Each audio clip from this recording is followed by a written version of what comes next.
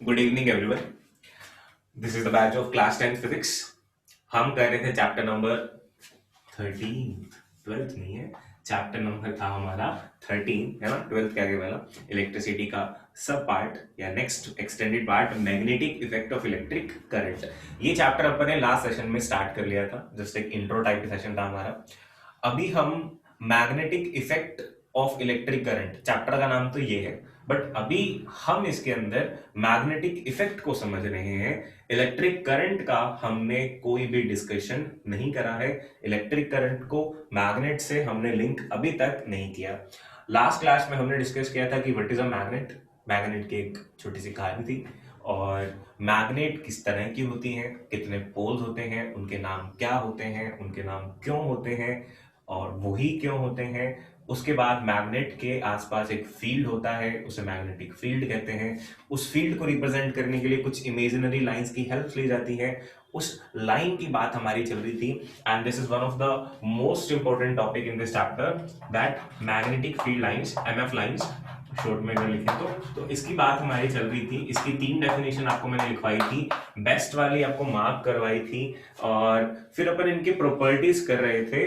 Like number 1 property आपको मैंने करवाई होगी कि ये कहां से निकलती है और कहां पे जाती है। तो नॉर्थ से निकलती है और साउथ में जाती है, ठीक है। हर मैग्नेट के ऊपर कभी नॉर्थ या साउथ नहीं लिखा होता। वो तो जो मैग्नेट मैंने आपको दिखाई थी, the bar magnet, the broken bar magnet, वो उस पर लिखा हुआ था, ठीक है। तो आपको दिख रहा था कि one is the north and second is the south ही दिख रहा था, बट हर मैग्नेट पे जरूरी नहीं है कि लिखा हुआ हो। Like this is a bunch of magnets, but इसमें है ना छोटी सी नकली सी मैग्नेट, मतलब ये as a toy magnet, this is toy magnet. तो इन पे नहीं लिखा होता नॉर्थ है या साउथ है। तो ये फर्स्ट प्रॉपर्टी आपको कहां हेल्प करेगी? ये आपको हेल्प करेगी पता करने में कि which side is the north and which side is the south. अगर आपको कोई कहे कि मैग्नेट का मैंने एक एंड ऐसा देखा जिसके अंदर से फील्ड लाइंस निकल रही थी, फील्ड लाइंस बाहर आती हुई देखी हैं, लाइक आप देखो कि एक कोई हिस्सा ऐसा हो मैग्नेट का जिसमें से फील्ड लाइंस बाहर जा रही हो, ये वाला हिस्सा कौन सा होगा? Can you tell? कि अगर एक हिस्सा आपने ऐसा देखा मैग्नेट का, उसमें से फील्ड लाइंस बाहर आ रही थी, तो वो हिस्सा कौन सा है? इज इट नॉर्थ और साउथ, एन और एस? बताओ कौन सा होगा? So very simple, it will be north pole, क्योंकि नॉर्थ से निकलती है। याद रखा था ना अपन ने सिंपल याद रखा था कि नॉर्थ से निकलती है, नॉर्थ निकलना, नॉर्थ से निकलती है। और अगर कोई कहे कि मैंने ना एक हिस्सा ऐसा देखा जिसके अंदर सारी की सारी फील्ड लाइनें अंदर जा रही थी, उसमें से कुछ निकल तो नहीं रहा था बट अंदर जा रही थी। अंदर जाने का मतलब सिंक होना, और अगर ऐसा आपको दिखे तो it means this is south pole, ठीक है। ये क्या है? साउथ पोल है। तो यहां से आपको ये पता करने में हेल्प मिल जाएगी कि मैग्नेट का कौन सा नॉर्थ है, कौन सा साउथ है। Okay, good. पहली चीज हमने ये सीखी कि नॉर्थ से निकलती हैं, साउथ में सिंक होती हैं। दूसरी चीज हमने ये देखी कि भाई सिर्फ नॉर्थ से साउथ इसकी डायरेक्शन नहीं होती, इसके डायरेक्शन साउथ से नॉर्थ भी होती है। अगर ये नॉर्थ है, ये साउथ है, तो ये सिर्फ नॉर्थ से निकल करके साउथ तक, क्या बताओ, इसकी यहां से लेकर यहां तक जर्नी खत्म हो जाती है? Answer is no.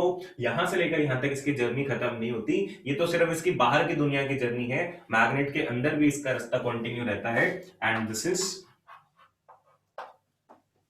From south to north. It means ये एक क्लोज्ड लूप के अंदर चलती है। ये चीज बहुत इंपॉर्टेंट है। किस बिहाफ पे? एग्जाम में आने के लिए इंपॉर्टेंट नहीं है ये। आपको मैंने इलेक्ट्रिक फील्ड वाला जो चैप्टर कराया था, चैप्टर नंबर 12 इलेक्ट्रिसिटी, वहां पे आपको एक्स्ट्रा में इलेक्ट्रिक फील्ड लाइंस करवाई थी मैंने, और आपको बताया था कि पॉजिटिव चार्ज जो होता है और जो नेगेटिव चार्ज होता है उसमें से भी फील्ड लाइंस निकलती हैं। इस तरह से निकाली थी, याद आ रहा आपको? ऐसे निकाली थी, अपने कहा था परपेंडिकुलर निकलती है, पॉजिटिव से बाहर निकलती है, नेगेटिव के अंदर जाती है, ये सारा आता आपको, है ना। तो वहां पे क्या था कि बस एक चार्ज से निकल गई तो बस निकल गई, और दूसरे चार्ज में अगर आ रही है तो बस आ रही है। उसमें कोई क्लोज्ड लूप वाला चक्कर नहीं था। अगर आपने दो पॉजिटिव और नेगेटिव, मतलब एक पॉजिटिव और एक नेगेटिव, दो चार्जेस को पास पास भी रख दिया तो पॉजिटिव से नेगेटिव तक चली जाएगी, नेगेटिव वाले से पॉजिटिव तक आने का कोई भी यहां पे चांस नहीं है। तो ये प्रॉपर्टी क्लोज्ड लूप वाली मैग्नेट में होती है, इलेक्ट्रिक फील्ड यानी चार्जेस के अंदर नहीं होती। ये दोनों चैप्टर्स भी अपने कंपेयर करके क्यों डिस्कस कर रहे हैं? क्योंकि अभी हमारे लिए ये अलग चैप्टर है। एक है चैप्टर नंबर 12 और एक है चैप्टर नंबर 13, एक इलेक्ट्रिसिटी और एक मैग्नेटिज्म है। बट जैसे जैसे आप बड़े होगे आपको पता चलेगा कि ये दो अलग अलग चैप्टर नहीं है, ये एक ही ब्रांच है। ये एक ही ब्रांच है, इलेक्ट्रोडायनामिक्स। उसी के अंदर ही चार्जेस आते हैं, उसी के अंदर ही मैग्नेटिज्म आता है। ठीक है, तो अभी उतने डिटेल तो नहीं लेंगे, बट आपको ये चीज हल्की हल्की से क्लियर हो जानी चाहिए कि भी ये पॉइंट स्पेशली क्यों लिखवाया गया हमें कि दे फॉर्म क्लोज्ड लूप। उनका क्लोज्ड लूप बनता है, ये इंपॉर्टेंट क्यों है? क्योंकि इलेक्ट्रिक फील्ड में नहीं बनता। इट मींस कोई आपको कहे कि मैंने एक फील्ड लाइन देखी है जिसका क्लोज लूप बन रहा है, एक फील्ड लाइन देखी है जिसका क्लोज लूप बन रहा है, बताओ वो मैग्नेटिक फील्ड लाइन है या फिर इलेक्ट्रिक फील्ड लाइन है? अगर क्लोज लूप बन रहा है तो वो इलेक्ट्रिक फील्ड लाइन बिल्कुल नहीं हो सकती, वो पक्का मैग्नेटिक फील्ड लाइन है। ठीक है, और मैंने एक हिस्सा देखा ऐसा जिसमें से फील्ड लाइंस निकल रही थी। अगर तो मैं कहूं मैग्नेटिक फील्ड लाइंस निकल रही थी तो इसका मतलब पक्का नॉर्थ है। आपने मुझे आज आंसर किया अभी। और अगर मैं कहूं कि एक हिस्सा, एक दीवार में मैंने एक पॉइंट, ऐसा स्पॉट ऐसा देखा जिसमें मैग्नेटिक फील्ड लाइंस जा रही थी, इट मीन साउथ है। अगर कोई मुझे ऐसा कहे कि मैंने एक स्पॉट ऐसा देखा, like this is the spot, ये स्पॉट मैंने ऐसा देखा, इसमें से फील्ड लाइंस बाहर आ रही हैं, मैंने ये नहीं कहा कि इलेक्ट्रिक वाली कि मैग्नेटिक वाली, फील्ड लाइंस बाहर आ रही हैं, तो ये क्या हो सकता है? अगर इसमें से फील्ड लाइंस बाहर आ रही हैं, अगर इसमें से फील्ड लाइंस बाहर आ रही हैं तो इट मींस या तो ये मैग्नेटिक में नॉर्थ पोल हो सकता है या ये पॉजिटिव चार्ज हो सकता है। It may be positive charge और it may be north pole. अब वो कैसे पता लगेगा? जब हमें ये पता लगेगा कि जो फील्ड लाइंस है वो मैग्नेटिक फील्ड लाइंस हैं या इलेक्ट्रिक फील्ड लाइंस हैं। बताओ, यहां तक की डिस्कशन आपको समझ में आती है?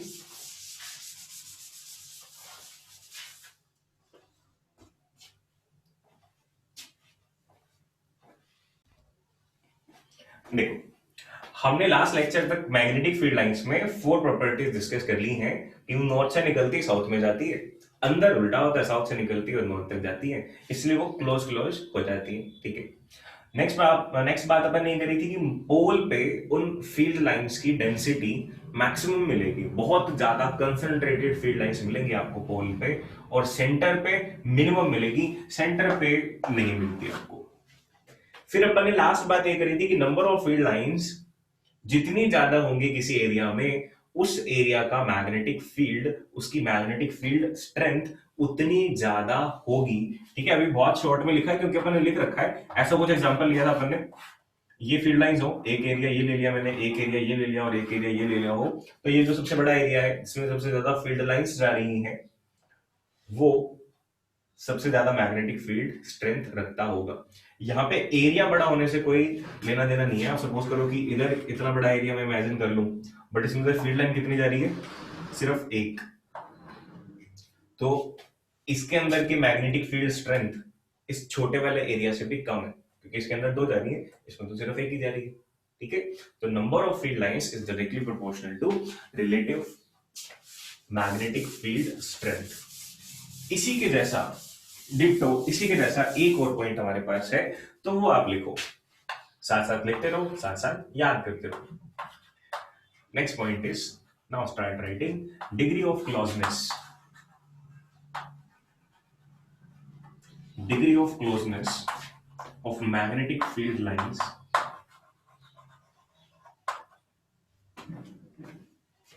gives measure of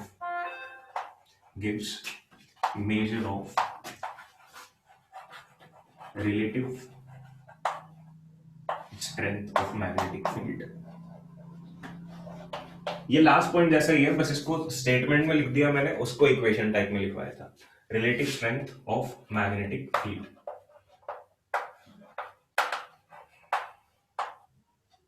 ठीक है, डिग्री ऑफ क्लोजनेस, पास जितनी फील्ड लाइंस होंगी, लाइक आपको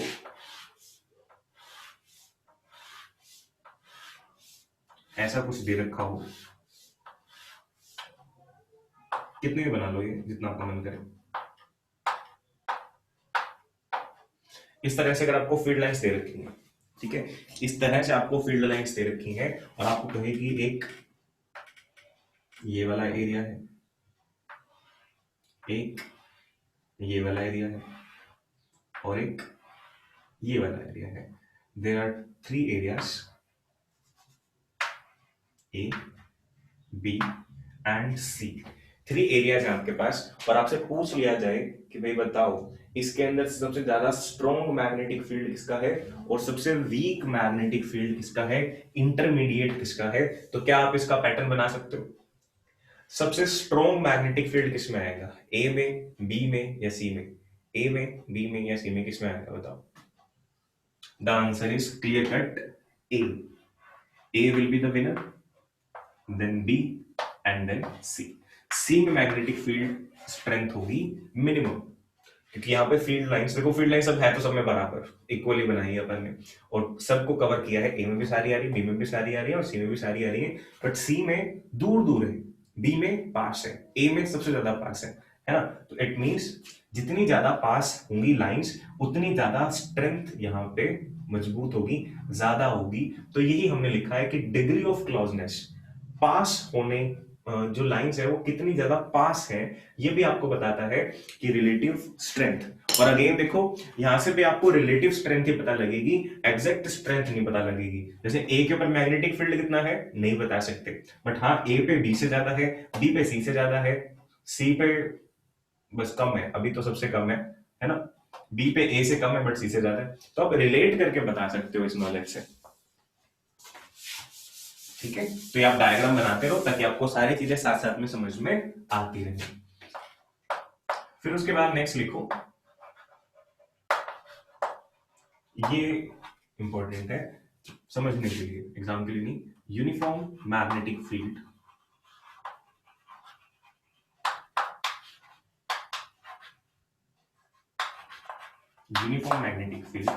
is represented by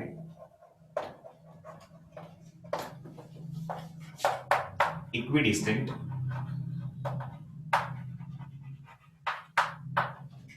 parallel lines.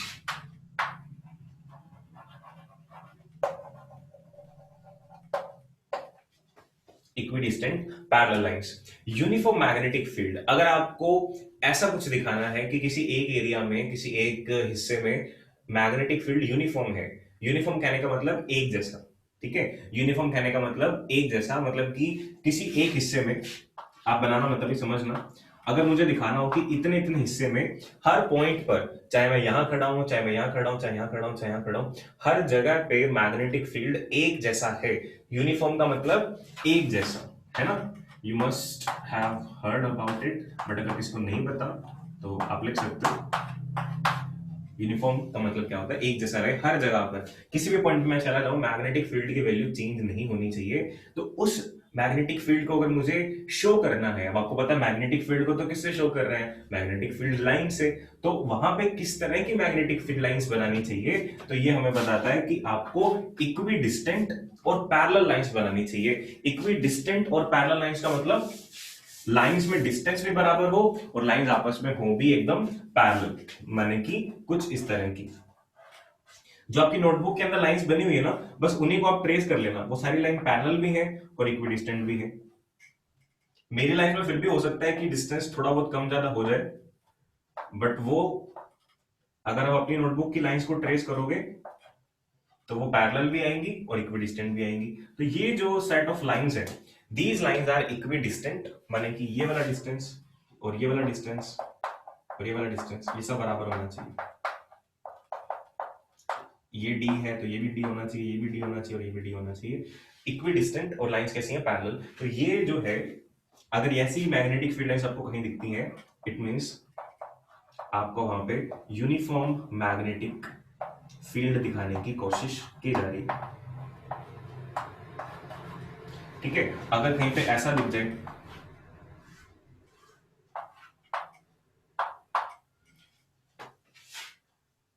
इस तरह की फील्ड लाइंस हो, क्या ये यूनिफॉर्म है? No, this is non uniform. ये जो सेकंड टाइप का डायग्राम बना रखा है, ये सेकंड टाइप का डायग्राम यूनिफॉर्म को शो नहीं करता। दिस इज, अब यूनिफॉर्म नहीं है तो क्या कह सकते हैं, नॉन यूनिफॉर्म आप इसको कह सकते हो। तो यूनिफॉर्म नहीं है, नॉन यूनिफॉर्म है, क्योंकि इसमें पैरेलल तो है बट इक्विडिस्टेंट नहीं है।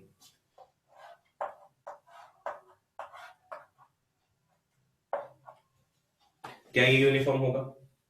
थर्ड वाला यूनिफॉर्म है या नॉन यूनिफॉर्म है? बताओ जल्दी से।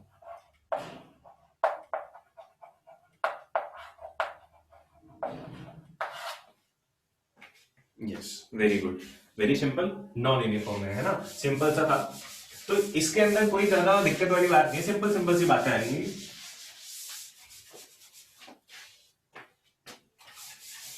सिक्स प्रॉपर्टीज अभी तक हमने लिख ली है। नाउ सेवेंथ प्रॉपर्टी, समझ भी आ रहा है ना आपको? साथ साथ में समझ भी आ जाता रहे और याद भी होता रहे तो बहुत बढ़िया है। सेवेंथ प्रॉपर्टी की अगर अपन बात करें तो सेवेंथ प्रॉपर्टी क्या है, ये थोड़ी सी समझने वाली है, समझना इसको। देखो, the tangent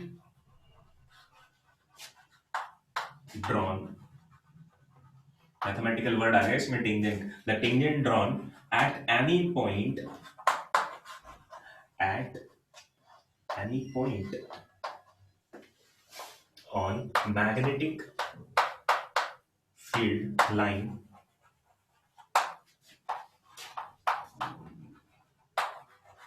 gives the direction of magnetic field, gives the direction of magnetic field।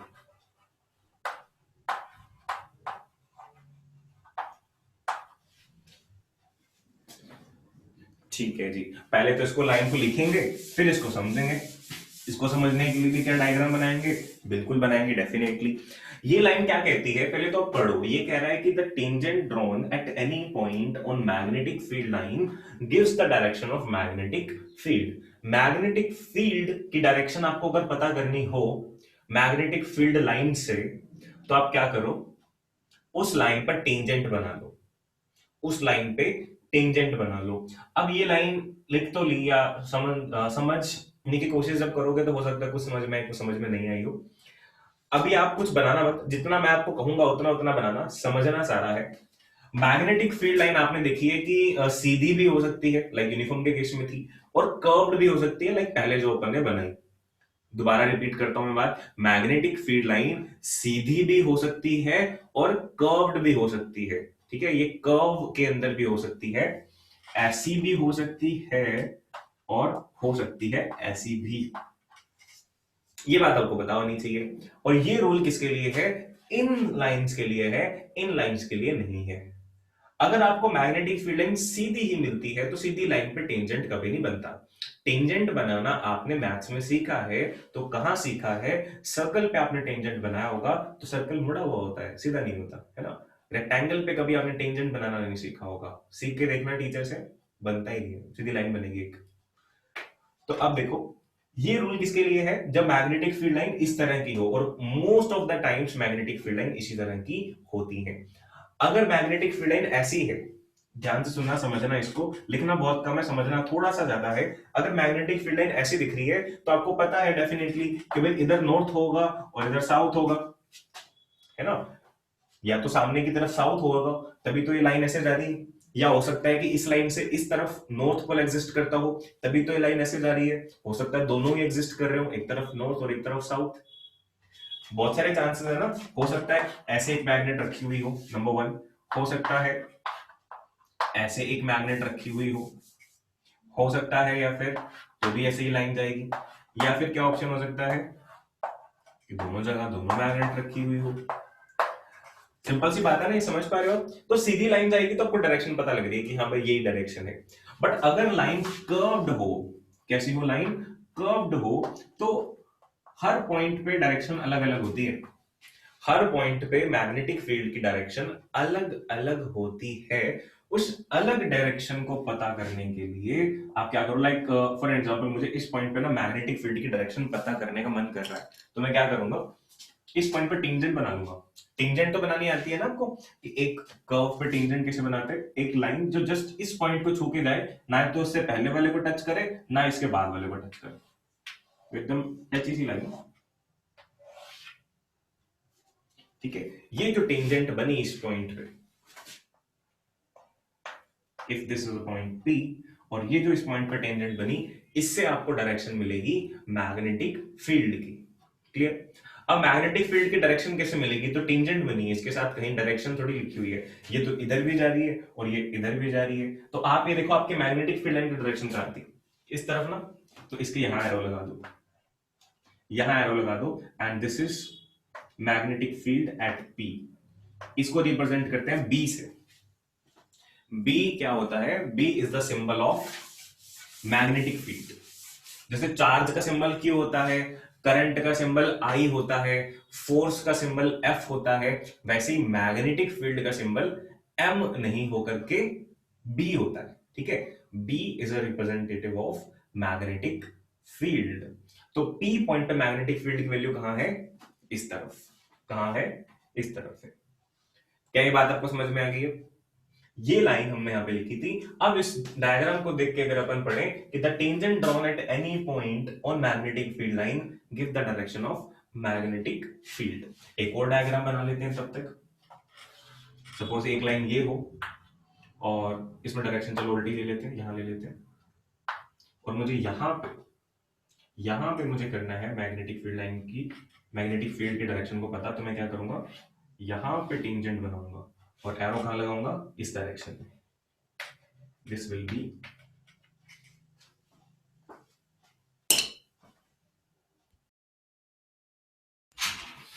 चलो, अब नेक्स्ट पे चलते हैं। सिंपल था ये वाला, अपन को समझ में आ गया कि भाई ठीक है, टेंजेंट अगर आप ड्रॉ कर दोगे तो आपको मैग्नेटिक फील्ड लाइन की डायरेक्शन पता चल जाएगी।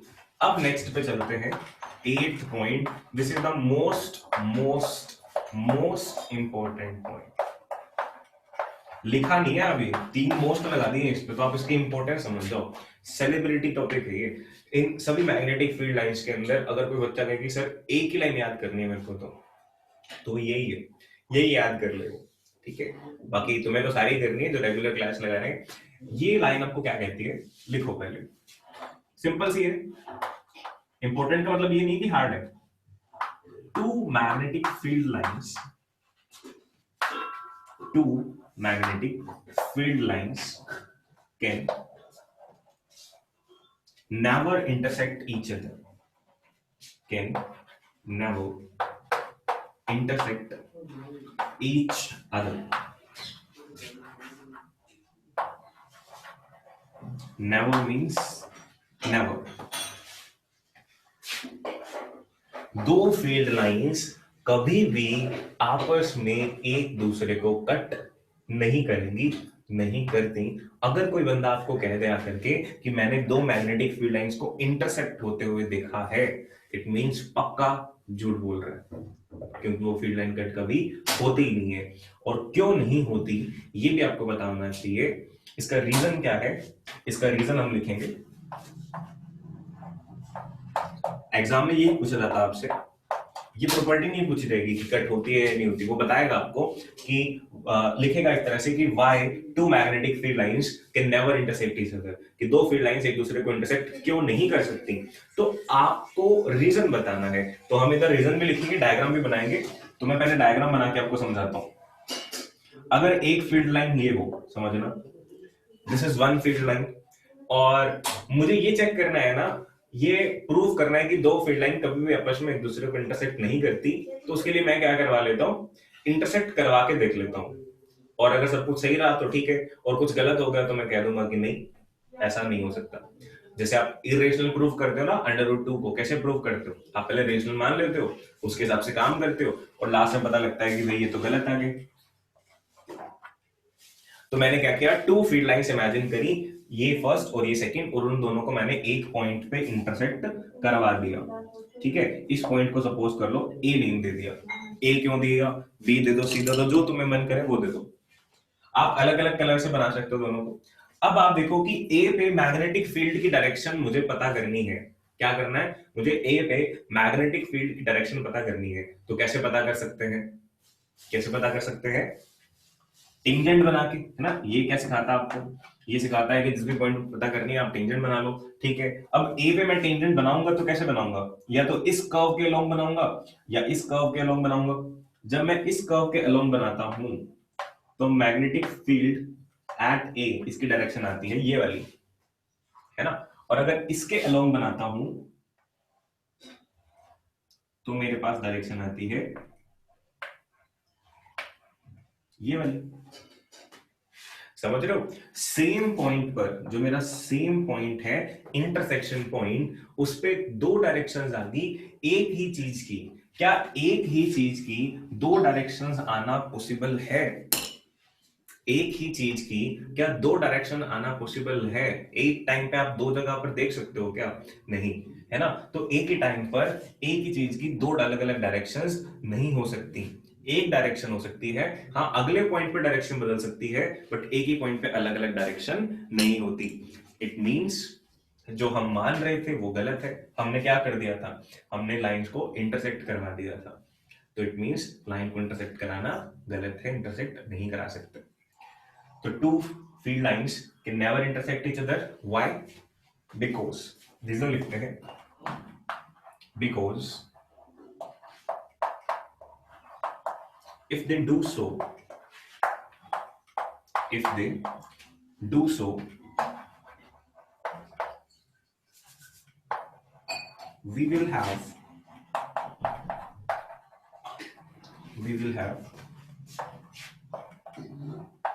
two different directions.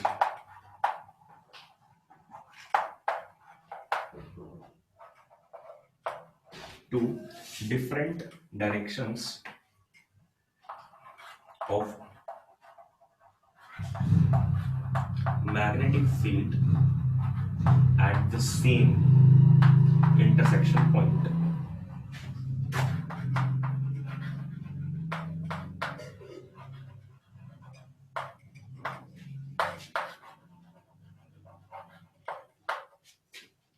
Which is not possible.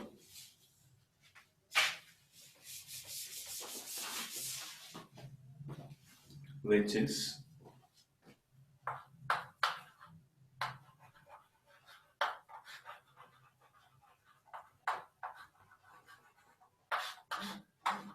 ऐसा होना पॉसिबल नहीं है। यहां तक नोट कर लिया। और ये लाइन सबसे इंपॉर्टेंट लाइन है, सबसे इंपॉर्टेंट एग्जाम में आने वाला क्वेश्चन ये है। ये 10th के अंदर है तब भी इंपॉर्टेंट है, यही प्रॉपर्टी 12th में भी आएंगी, ये चैप्टर फिर से आएगा 12th में, तो वहां पे भी, वहां के एग्जाम के लिए भी ये लाइन डिट्टो वहां भी लिखाऊंगा मैं कि मोस्ट मोस्ट मोस्ट इंपॉर्टेंट है ये लाइन, ये क्वेश्चन कि टू फील्ड लाइन। इसीलिए मैं आपको दोबारा बता देता हूं, अगर आपका यस भी है तो भी सुन लो दोबारा से, कि दो फील्ड लाइन आपस में कट क्यों नहीं कर सकती। बिकॉज अगर वो कट करती हैं, अगर वो कट करती हैं तो उस इंटरसेक्शन पॉइंट पे मैग्नेटिक फील्ड की दो डायरेक्शन आ जाएंगी। आप इसके साथ डायग्राम बना के जरूर आओगे, ठीक है? और डायग्राम के अंदर आप क्लियरली दिखा रहे हो कि सेम पॉइंट पे दो डायरेक्शंस बनी हुई आ जाएंगी, ये तो पॉसिबल है ही नहीं। तो साइड में कहीं आप डायग्राम में भी लिख सकते हो कि नॉट पॉसिबल।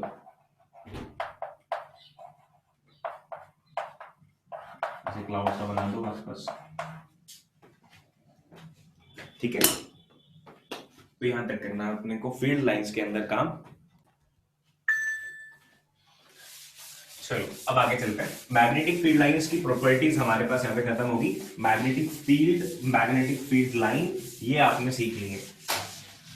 अच्छा कुछ एक बातें मैग्नेट के बारे में आपको पता होनी चाहिए, वो ऑब्वियसली वैसे आपको पता ही होगी, बट फिर भी अगर किसी बच्चे को नहीं पता हो तो मैं आपको वो लिखवा देता हूं एक्स्ट्रा में, नोट के फॉर्म में, ठीक है? कुछ छोटी छोटी बातें लाइक इसको आप कह सकते हो properties of magnetic field line नहीं, प्रॉपर्टीज ऑफ मैग्नेट आप कह सकते हो। मैग्नेट की क्या क्या प्रॉपर्टी होती है? लाइक सबसे पहली प्रॉपर्टी होती है कि इट हैज टू पोल्स। ये जल्दी से आप लिख लेना, मैग्नेट के अंदर दो पोल्स होते हैं, one is north and one is south, ठीक है? और ये आपको मैं पहले एक्सप्लेन कर चुका हूं कि नॉर्थ को नॉर्थ क्यों कहते हैं और साउथ को साउथ क्यों कहते हैं, एंड ईस्ट वेस्ट इंक्लूड क्यों नहीं किए गए, तो ये आपको समझा दिया गया है, ठीक है? दूसरी चीज आपको ये पता होना चाहिए कि जो अनलाइक पोल्स हैं, जो अनलाइक पोल्स हैं वो क्या करते हैं?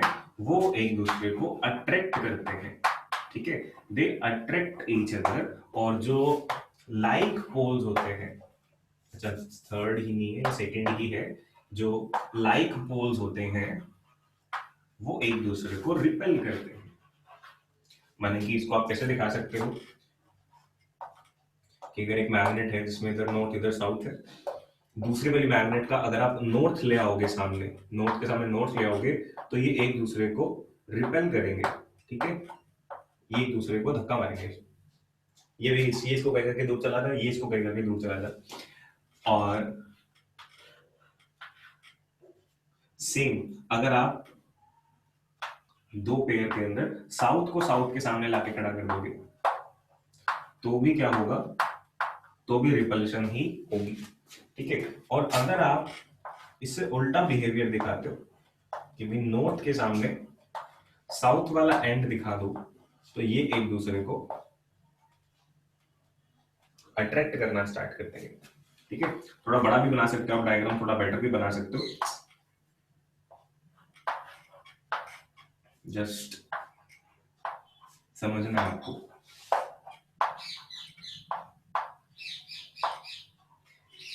ये दोनों केसेस में हो रही है रिपल्शन और इन दोनों केसेस में हो रही है अट्रैक्शन, ठीक है। ये चीज अपने को पता है, सिंपल सी बात है, ये पता अपन को, ठीक है। उसके बाद नेक्स्ट थर्ड प्रॉपर्टी हमारे पास, तीसरी बात जो हमें पता होनी चाहिए, that is magnetic monopole.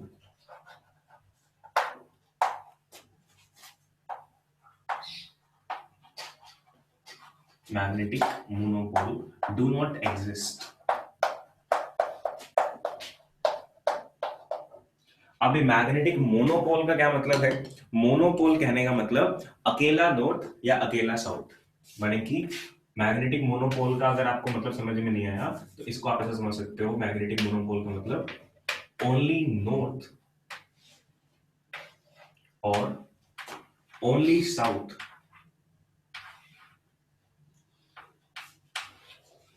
Monopole का मतलब ये होता है, ये दोनों कभी भी एग्जिस्ट नहीं करते। मतलब अगर नॉर्थ है तो पक्का साउथ भी होगा, और अगर साउथ है तो पक्का नॉर्थ भी होगा।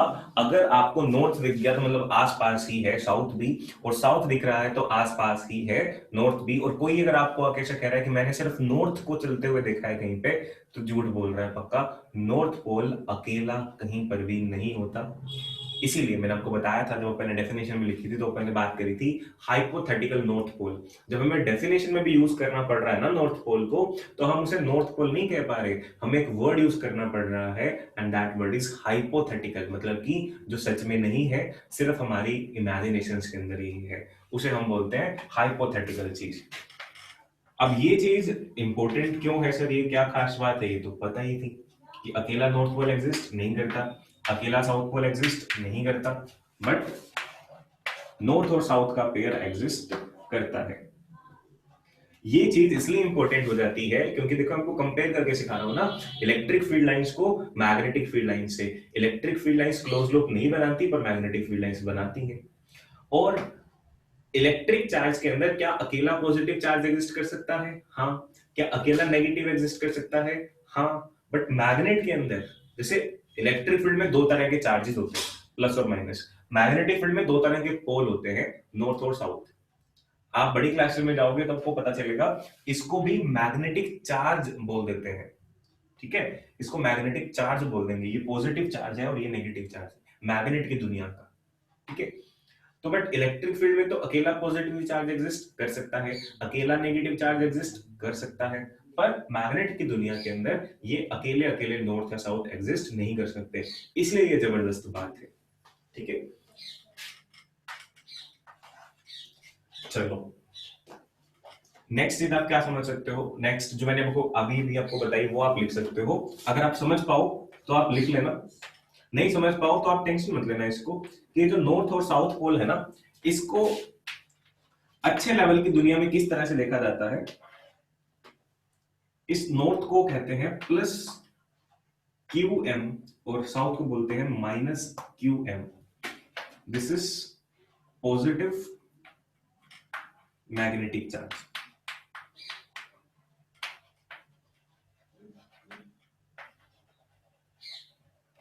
और अगर ये पॉजिटिव मैग्नेटिक चार्ज है तो ये तो आपको पता चल ही जाएगा कि ये नेगेटिव मैग्नेटिक चार्ज है। तो मतलब मैग्नेटिक फील्ड की दुनिया के पॉजिटिव और नेगेटिव चार्जेस की तरह इनको ट्रीट किया जाता है। ओके, और जो रूल्स इलेक्ट्रिक फील्ड में लगते हैं वही रूल्स भी मैग्नेटिक फील्ड के अंदर आकर के लगने लग जाते हैं। ये धीरे धीरे आपको डिटेल में बातें समझ में आएंगी, जैसे जैसे आपकी अंडरस्टैंडिंग बड़ी होगी, आपका कैलिबर बड़ा होगा, आपका क्लास का लेवल स्टैंडर्ड बड़ा होगा, तब आपको ये चीजें समझ में आने लगेंगी। अभी हो सकता है ऊपर से बाउंसर जा रही हो, कोई बात नहीं, जाने दो, बोल तो आ गई ना हमारे पास, कोई बात नहीं। तो दिस इज शेयर एक्स्ट्रा, बिल्कुल एक्स्ट्रा काम है। तो आप लिखना चाहो तो लिख सकते हो, नहीं लिखना चाहो तो भी आपके पास चॉइस है, you can just read it and ignore it. तो ये हमारे पास देखो मैग्नेट की प्रॉपर्टीज हो गई हैं। अब हम आगे चलेंगे, मैग्नेट की दुनिया के बारे में हम सारा काम कर चुके हैं, मैग्नेट का सारा काम हम कर चुके हैं। अब नेक्स्ट हमें एक अंकल से मिलना है, ऑयस्टर।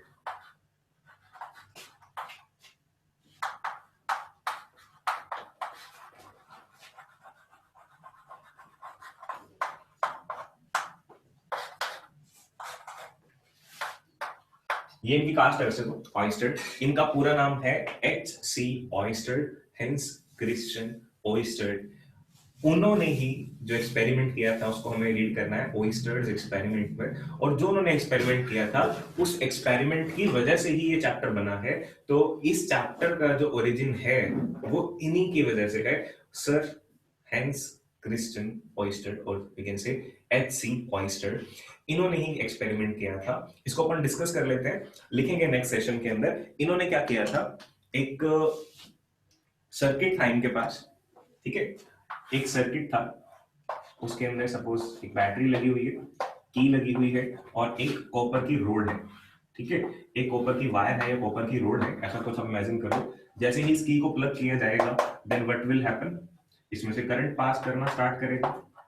एज सिंपल, हमें पता है पॉजिटिव से नेगेटिव की तरफ, पॉजिटिव से नेगेटिव की तरफ कॉपर रोड में से करंट पास करना स्टार्ट कर देगा पूरे सर्किट के अंदर।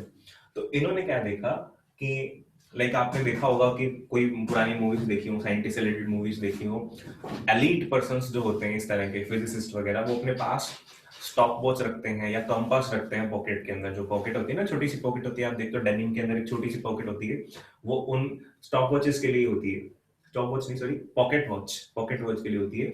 तो इनके पास भी कंपास था एक। तो इन्होंने क्या किया, एक्सपेरिमेंट लाइक एक टेबल है उस पर एक्सपेरिमेंट हो रहा है, आपने लैब में देखा होगा जो स्लैब है उस पर एक्सपेरिमेंट हो रहा है। तो अपने क्या करते हैं नॉर्मली, अपने हाथ में कोई चीज है तो वो लाके उस डेस्क पे रख देते हैं, लाइक नोटबुक लेकर के वो रख दी। और कभी कभी आप टीचर को देखते हो कि टीचर का भी डाइस है तो वो पढ़ाने आया तो क्या किया, अपने हाथ में से फोन रख दिया या कीज रख दी अपनी, है ना। तो वैसे इन्होंने क्या किया, ये एक्सपेरिमेंट हो रहा था, इसके पास में इन्होंने अपना कंपास रख दिया, इसके पास में इन्होंने क्या किया, अपना कंपास रख दिया जनरली। बट जैसे इन्होंने यहाँ पे कंपास रखा और इसमें से करंट जब ऑन किया गया तो इन्होंने क्या देखा कि ये कंपास की निडल तो घूम गई। इस कंपास की निडल जहां पर भी थी उससे किसी और डायरेक्शन के अंदर घूम गई। इनको लगा शायद ऐसे ही हुआ होगा, इन्होंने करंट को बंद करके देखा, वो दोबारा घूम गई, दोबारा चालू करे फिर घूम जाए, फिर बंद करे फिर घूम जाए, बैटरी बड़ी छोटी करके देखी तो भी डिफ्लेक्शन कम या ज्यादा होनी स्टार्ट होगी। इट मींस इस वाले सर्किट से इस वाले कंपास के अंदर एक लिंक जुड़ गया। उनको दिखा कि मैं कुछ चेंज जो इसमें कर रहा हूं वो चेंज मुझे इसमें दिख रहा है। तो इट मींस इसका और इसका आपस में कोई रिश्ता तो है। अब वो रिश्ता क्या है वो ढूंढना अपन को, ठीक है, वो इन्होंने डिफाइन करा ऑयस्टर एक्सपेरिमेंट में। थोड़ी सी हिंट दे दूं आपको, मैं कल पूरा ढंग से लिखवाऊंगा इसको कि ये कंपास निडल क्या है, आपको मैंने लिखवाया था what is a compass, this is a bar magnet. तो एक बार मैग्नेट को हिलाने का दम मैग्नेट ही रखती है ना। मैग्नेट के इफेक्ट में या तो मेटल आता है या मैग्नेट, और मेटल जो है वो तो सिर्फ चिपक सकता है मैग्नेट के, रिपेल नहीं कर सकता, है ना। एक मैग्नेट को रिपेल कौन कर सकता है, दूसरी मैग्नेट। और अगर ये घूम रही है, अगर ये रिपेल हो रही है तो पक्का ये रोड, ये जो कॉपर की रोड है, ये किसकी तरह बिहेव कर रही है, एक मैग्नेट की तरह, ठीक है। यही तो हमारे चैप्टर की हेडिंग है, magnetic effect of electric current. हमने तो पास किया था इलेक्ट्रिक करंट और इसमें से प्रोड्यूस होना स्टार्ट हो गया मैग्नेटिक इफेक्ट, ठीक है। तो this is the most breakthrough experiment of that time जिसने ये नया चैप्टर आपका जनरेट कर दिया. सो आपके इस चैप्टर का पूरा क्रेडिट जाता है इस एक्सपेरिमेंट पे, ओइस्टर्स experiment, which we are going to discuss in our next session. So that's all for today. Goodbye. Have a good day.